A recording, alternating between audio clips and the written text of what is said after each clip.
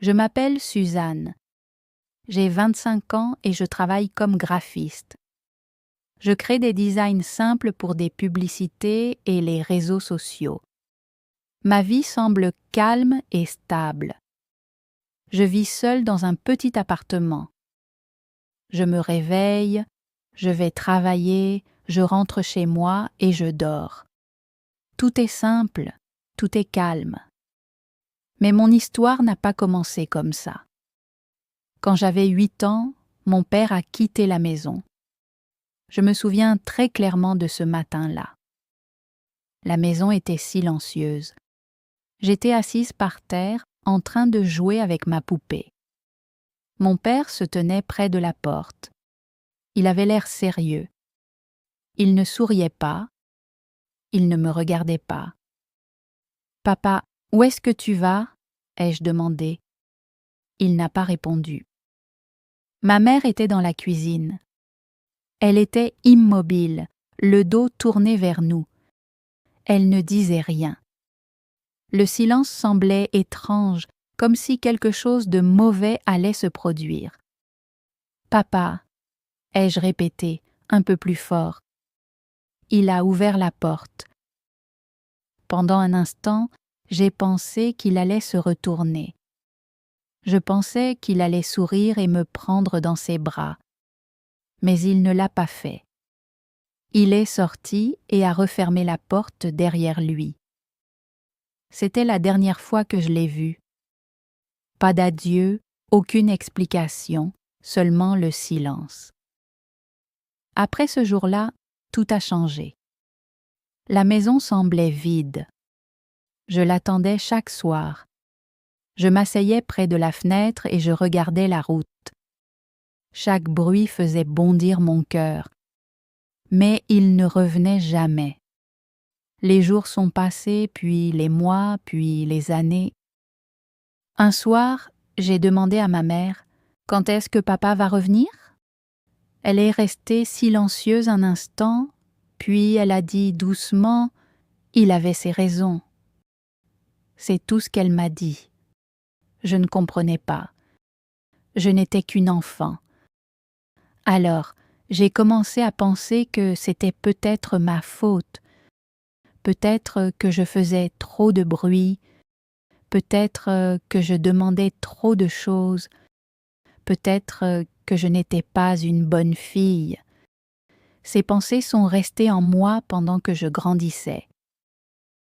À l'école, je regardais les autres enfants avec leur père. Ils riaient ensemble. Ils jouaient ensemble. Ils semblaient heureux et en sécurité. Quand je les voyais, je ressentais une douleur silencieuse dans ma poitrine. Je n'en parlais pas. Je gardais simplement tout ça pour moi. En grandissant, j'ai arrêté de poser des questions.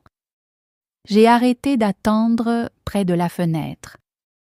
Je me suis dit que je n'avais besoin de personne. J'ai appris à tout faire seule.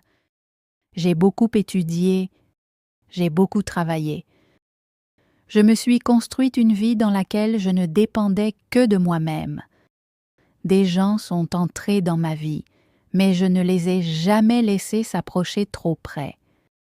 J'étais toujours sur mes gardes. Au fond de moi, je croyais en une seule chose, les gens finissent par partir. Même lorsqu'une personne était gentille avec moi, j'avais peur. J'attendais le jour où elle finirait par s'en aller. Alors, je gardais mes distances. Aujourd'hui, à 25 ans, ma vie est calme. Je vais travailler, je rentre chez moi et je passe mes soirées seule. Parfois, je me sens en paix, mais certaines nuits, les vieux souvenirs refont surface. Je vois une porte qui se ferme. J'entends ma petite voix appeler « Papa ?» et il n'y a aucune réponse. Un soir, après le travail, je suis rentrée chez moi, épuisée. J'ai ouvert la porte et je suis entrée. Puis, j'ai remarqué quelque chose d'étrange. Il y avait une lettre sur le sol. J'ai froncé les sourcils. Je ne reçois presque jamais de lettres. Aujourd'hui, tout se fait en ligne. Des emails, des messages, mais pas de lettres. Lentement, je les ramassais. Mon nom était écrit dessus. Suzanne. L'écriture m'était familière, mais je ne comprenais pas pourquoi. Mon cœur a commencé à battre plus vite. J'ai retourné l'enveloppe. Il n'y avait aucune adresse d'expéditeur. Pendant un instant, j'ai pensé à l'ignorer. Peut-être que ce n'était pas important. Mais quelque chose au fond de moi me disait de l'ouvrir. Mes mains étaient froides, tandis que j'ouvrais soigneusement l'enveloppe. J'en ai sorti la feuille et j'ai regardé la première ligne. Ma chère Suzanne. Je me suis figée. Ces mots me semblaient trop proches, trop personnels. J'ai continué à lire. C'est ton père. J'ai cessé de respirer. Après 17 ans, après tout ce silence, il était de retour. Pas en personne, mais dans une lettre. Et alors que je restais là, tenant cette lettre entre mes mains, une question a lentement refait surface en moi. Pourquoi m'as-tu abandonné? Je suis restée là longtemps, la lettre entre les mains. Mes mains tremblaient et mon cœur battait très vite. Je ne savais pas si je voulais continuer à lire ou la jeter. 17 ans, aucun appel, aucune visite, aucune explication. Et maintenant, une lettre? J'ai pris une profonde inspiration et j'ai continué à lire. Ma chère Suzanne, je ne sais pas si tu liras cette lettre. Je ne sais pas si tu me détesteras, mais je dois essayer. Je dois te dire la vérité. Ma poitrine s'est serrée. Je me suis assise lentement sur une chaise. Je ne suis pas partie parce que je ne t'aimais pas. Je suis partie parce que j'avais des problèmes.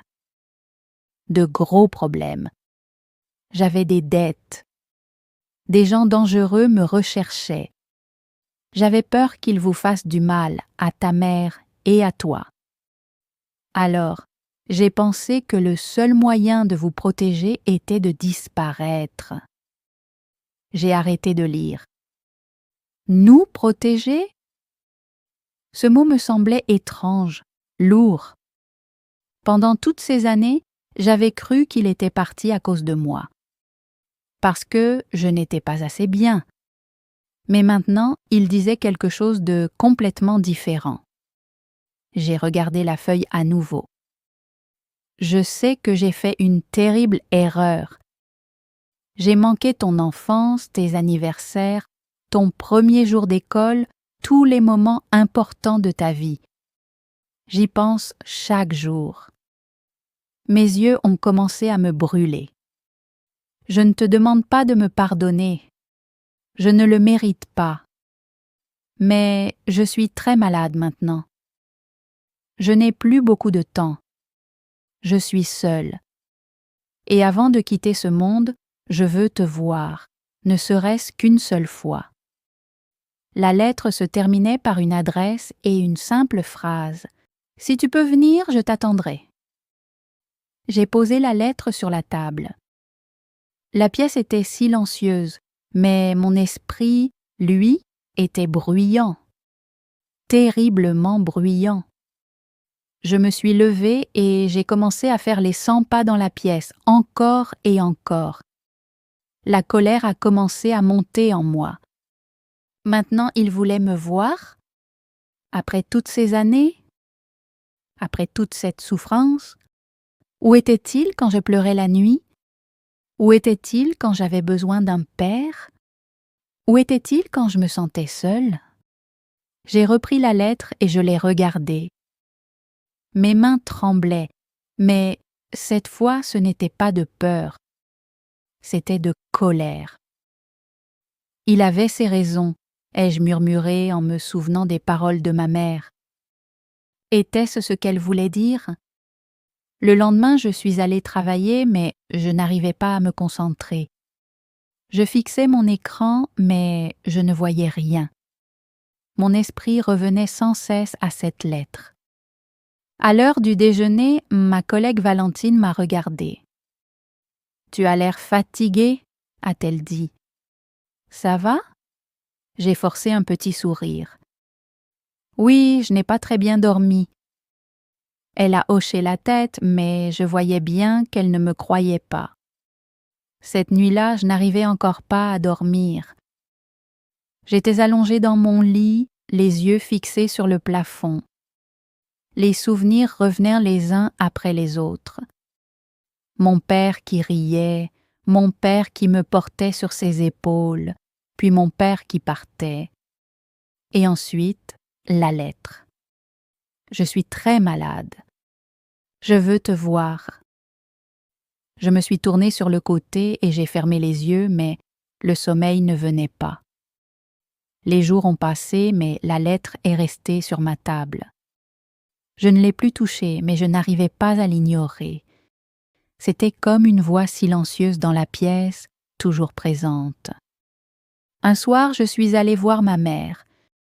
Nous étions assises ensemble dans le salon. La même maison, les mêmes murs. Tout semblait identique, mais maintenant, tout me paraissait différent. Je l'ai regardée et j'ai demandé doucement « Maman, pourquoi papa est-il parti ?» Elle est devenue complètement immobile. Pendant un instant, j'ai pensé qu'elle n'allait pas répondre, encore une fois. Mais cette fois, elle a soupiré. « Il avait des problèmes ?» a-t-elle dit doucement. Il ne m'a pas tout raconté, mais je savais que c'était grave. « Pourquoi tu ne me l'as jamais dit ?» ai-je demandé. « Tu étais trop jeune » a-t-elle répondu. « Je voulais te protéger. » J'ai baissé les yeux vers mes mains. Me protéger? Tout le monde essayait de me protéger. Mais pourquoi avais-je l'impression que c'était moi qui avais été laissée seule? Il m'a envoyé une lettre, ai-je dit lentement. Ma mère a levé les yeux, surprise. Une lettre? Il est malade, ai-je continué. Il veut me voir. Le silence a envahi la pièce. Qu'est-ce que tu vas faire? A-t-elle demandé. Je n'ai pas répondu parce que je ne le savais pas. Cette nuit-là, je suis rentrée chez moi et je me suis assise devant la lettre une nouvelle fois. Je l'ai relue lentement. Cette fois, je ne ressentais pas seulement de la colère. Il y avait autre chose, quelque chose de doux, quelque chose de caché, un sentiment que je ne voulais pas reconnaître. Il me manquait. Pas l'homme qu'il était devenu, mais le père que j'avais autrefois. Les larmes me sont montées aux yeux, mais je les ai rapidement essuyées. Non, ai-je murmuré pour moi-même. Il ne mérite pas ça. Mais mon cœur, lui, ne m'écoutait pas. Il continuait à poser des questions. Et si c'était ma dernière chance? Et si je ne le revoyais jamais? Et si je le regrettais plus tard? Je me suis levée et je me suis dirigée vers la fenêtre. La nuit était calme. La rue était déserte, exactement comme ce jour-là, il y a si longtemps. J'ai fermé les yeux et, pour la première fois depuis de nombreuses années, j'ai prononcé un mot que j'avais essayé d'oublier, « papa ». Ce mot me semblait étrange, mais en même temps familier. J'ai lentement rouvert les yeux. Puis je me suis retournée vers la table. La lettre était toujours là, à m'attendre, tout comme lui. Après un long moment de silence, j'ai pris mon téléphone. Mes doigts sont restés suspendus au-dessus de l'écran. Une petite décision, mais elle pouvait tout changer. J'ai pris une profonde inspiration, puis j'ai réservé mon billet. Au moment où j'ai appuyé sur « Confirmer », mon cœur s'est mis à battre très vite. J'avais l'impression d'avoir ouvert une porte que j'avais gardée fermée à clé pendant des années. Il n'y avait plus moyen de faire marche arrière. L'adresse indiquée dans la lettre se trouvait dans une petite ville, loin de la grande ville. J'ai préparé un petit sac ce soir-là, avec seulement quelques vêtements, rien de spécial. Je ne savais même pas combien de temps j'allais rester. Le lendemain matin, je suis partie tôt. Le ciel était encore gris et les rues étaient calmes. Assise dans le bus, je regardais par la fenêtre, observant la ville disparaître lentement derrière moi. À chaque kilomètre, mes pensées devenaient plus fortes. Qu'est-ce que je vais lui dire? Est-ce que je vais crier? Est-ce que je vais pleurer? Ou est-ce que je ne dirai rien du tout? Je tenais fermement la lettre dans ma main. Le papier était devenu un peu souple à force d'avoir été touché tant de fois. Les heures ont passé. La ville a laissé place aux champs, puis les champs ont laissé place à de petites maisons. Finalement, le bus s'est arrêté. « C'est votre arrêt », a dit le chauffeur. J'ai hoché la tête et je suis descendue. L'air était différent ici, calme, presque trop calme. J'ai regardé l'adresse une nouvelle fois et j'ai commencé à marcher. Mes pas étaient lents, mon cœur était lourd. Lorsque je suis arrivée devant la maison, je me suis arrêtée. Elle était petite et vieille. La peinture des murs s'était délavée.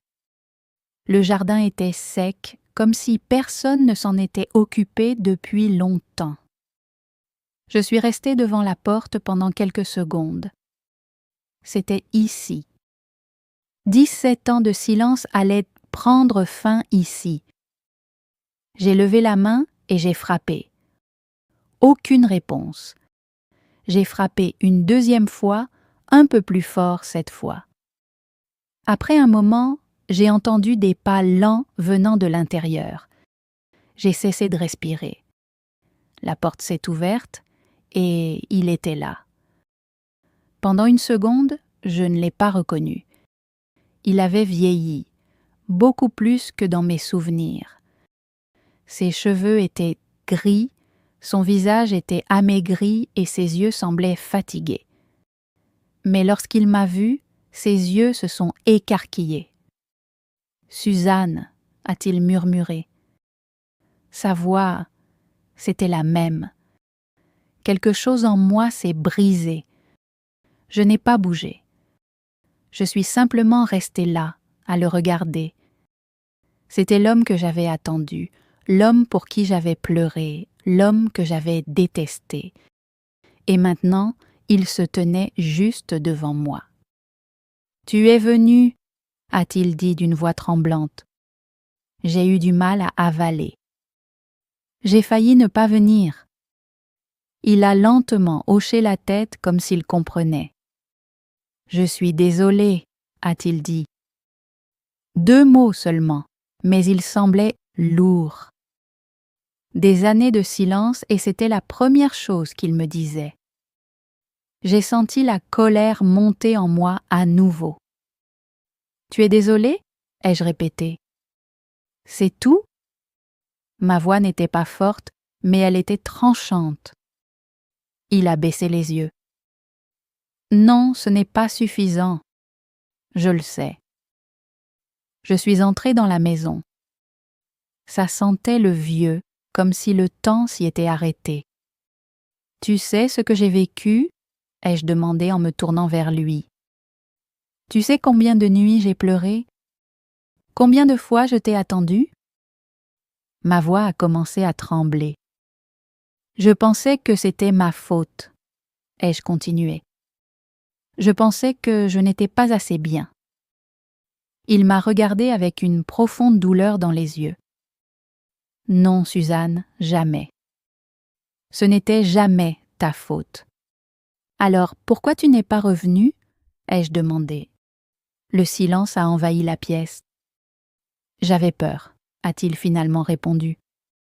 Au début, Je pensais vous protéger, mais avec le temps, j'ai eu honte. Je ne savais plus comment revenir vers toi. » Ces paroles semblaient sincères, mais elles n'effaçaient pas la douleur.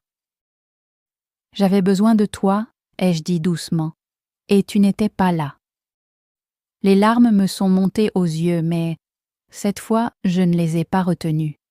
« Je sais, » a-t-il murmuré, « et je regretterai cela chaque jour, jusqu'à la fin de ma vie. » Nous sommes restés là, silencieux, avec des années d'émotions trop grandes pour être exprimées par des mots. Puis, j'ai remarqué quelque chose.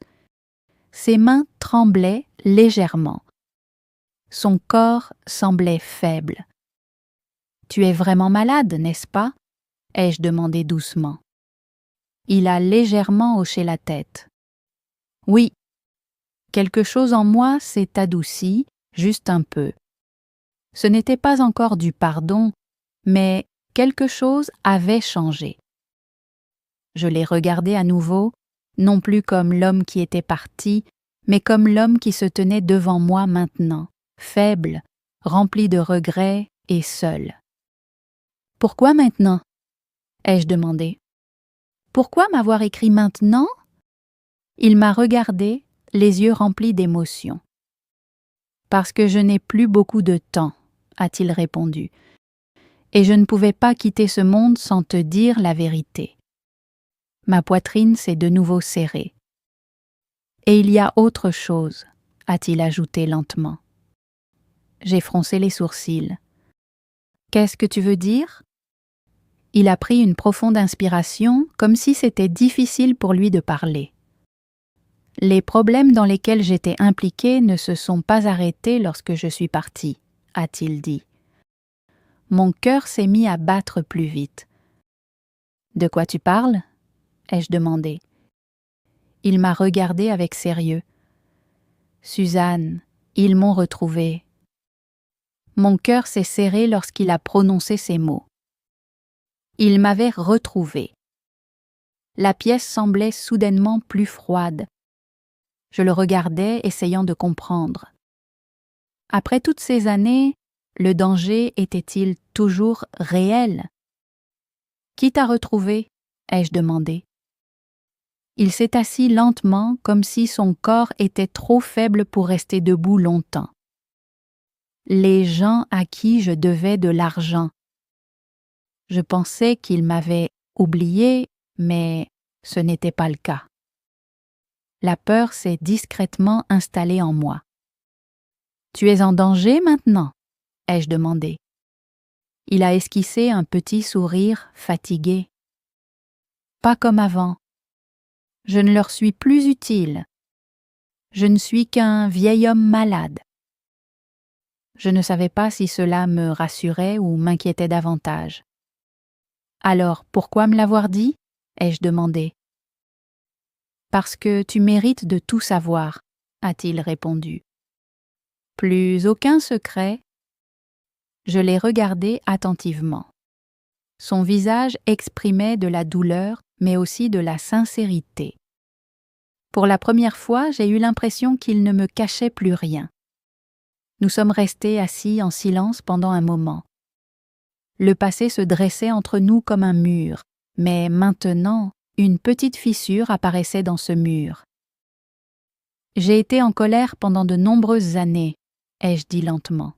« Je te détestais. » Il a hoché la tête. « Tu en avais parfaitement le droit. »« Mais tu m'as aussi manqué, » ai-je ajouté d'une voix plus douce. Ses yeux se sont remplis de larmes. « Toi aussi, tu m'as manqué, » a-t-il dit. Ce moment était étrange. La douleur et la chaleur se mélangeaient en moi. Nous avons parlé pendant des heures. Tout n'était pas parfait. Parfois, je pleurais, parfois ma voix redevenait dure, mais je ne suis pas partie. Pour la première fois, je suis restée. Alors que le soleil commençait à se coucher, la pièce s'est teintée d'une lumière dorée. Je le regardais assis là, faible et silencieux. Ce n'était pas le père dont je me souvenais, mais c'était toujours mon père. J'ai pris une profonde inspiration. « Je ne sais pas si je peux te pardonner, » ai-je dit honnêtement. Il a baissé les yeux. « Je comprends. »« Mais je ne veux plus porter cette douleur en moi, » ai-je continué. « Elle est trop lourde. » Il a lentement relevé les yeux vers moi. « Alors, je vais essayer, » ai-je dit. Ses yeux se sont légèrement écarquillés. « Essayer ? De te pardonner ?» ai-je répondu. Des larmes ont coulé sur son visage. Il n'a même pas essayé de les retenir. « Merci » a-t-il murmuré. À cet instant, j'ai compris quelque chose d'important. Le pardon n'était pas pour lui, il était pour moi. Je suis restée auprès de lui pendant quelques jours. Nous avons encore parlé. Nous avons partagé de petits souvenirs. Parfois, nous restions simplement assis en silence, mais ce silence était différent maintenant. Il n'était plus vide ni froid. Il était paisible. Le jour de mon départ, je me suis tenue près de la porte. Cette fois, c'était moi qui partais. Il m'a regardée avec douceur. « Est-ce que je te reverrai ?» a-t-il demandé. Je n'avais pas de réponse certaine, mais j'ai légèrement souri. « Oui, » ai-je répondu. « Tu me reverras. » Je suis sortie. L'air était frais et léger. Alors que je m'éloignais, j'ai réalisé que quelque chose avait changé en moi. La petite fille qui attendait près de la fenêtre était enfin libre. Et pour la première fois de ma vie, je me suis sentie entière. Prenez soin de vous, continuez à apprendre et à bientôt pour une prochaine histoire.